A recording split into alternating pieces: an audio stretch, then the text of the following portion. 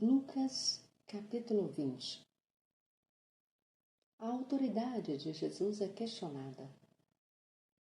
Certo dia, quando Jesus ensinava ao povo e anunciava as boas novas no templo, os principais sacerdotes, os mestres da lei e os líderes do povo se aproximaram dele e perguntaram: com que autoridade você faz estas coisas? Quem lhe deu esse direito? Primeiro, deixe-me fazer uma pergunta, respondeu ele. A autoridade de João para batizar vinha do céu ou era apenas humana? Eles discutiram a questão entre si. Se dissermos que vinha do céu, ele perguntará por que não cremos em João. Mas se dissermos que era apenas humana, seremos apedrejados pela multidão, pois todos estão convencidos de que João era profeta. Por fim, responderam a Jesus que não sabiam. E Jesus replicou: então eu também não direi com que autoridade faço essas coisas. A parábola dos lavradores maus.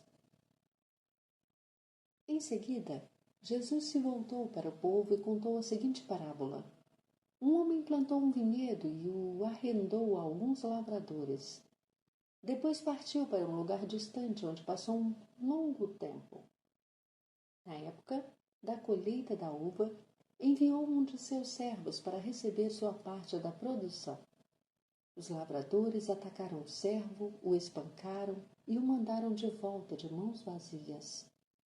Então o dono da propriedade enviou outro servo, mas eles também o insultaram, o espancaram e o mandaram de volta de mãos vazias.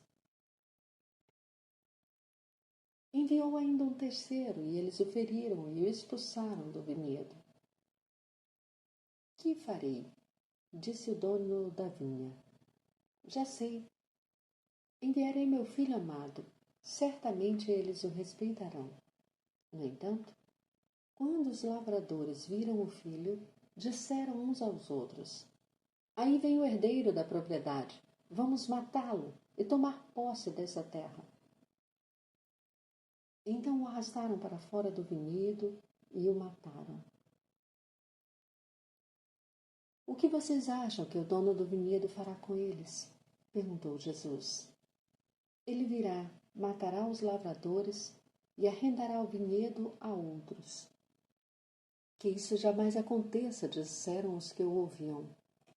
Jesus os olhou para eles e perguntou: então, o que significa esta passagem das Escrituras? A pedra que os construtores rejeitaram se tornou a pedra angular. Quem tropeçar nessa pedra será despedaçado, e aquele sobre quem ela cair será reduzido a pó.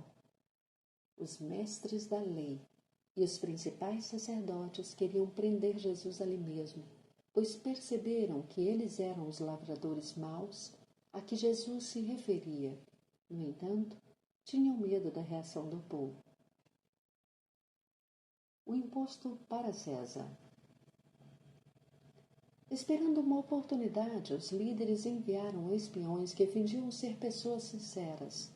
Tentaram fazer Jesus dizer algo que pudesse ser relatado ao governador romano, de modo que ele fosse preso. Disseram: mestre, sabemos que o Senhor fala e ensina o que é certo. Não se deixe influenciar por outros e ensina o caminho de Deus de acordo com a verdade. Então diga-nos: é certo pagar impostos a César ou não? Jesus respondeu à hipocrisia deles e disse: mostrem-me uma moeda de prata. De quem são a imagem e o título nela gravados? De César, responderam. Então deem a César o que pertence a César, e deem a Deus o que pertence a Deus, disse ele. Eles não conseguiam apanhá-lo em nada que ele dizia diante do povo. Em vez disso, admiraram-se da sua resposta e se calaram. Discussão sobre a ressurreição dos mortos. Então vieram a Jesus alguns saduceus, líderes religiosos, que afirmaram não haver ressurreição dos mortos, e perguntaram: mestre, Moisés nos deu uma lei segundo a qual, se um homem morrer e deixar a esposa sem filhos, o irmão dele deve se casar com a viúva e ter um filho que dará continuidade ao nome do irmão. Numa família havia 7 irmãos. O mais velho se casou e morreu sem deixar filhos. O segundo irmão se casou com a viúva, mas também morreu. Então o terceiro irmão se casou com ela. O mesmo aconteceu aos 7 irmãos, que morreram sem deixar filhos.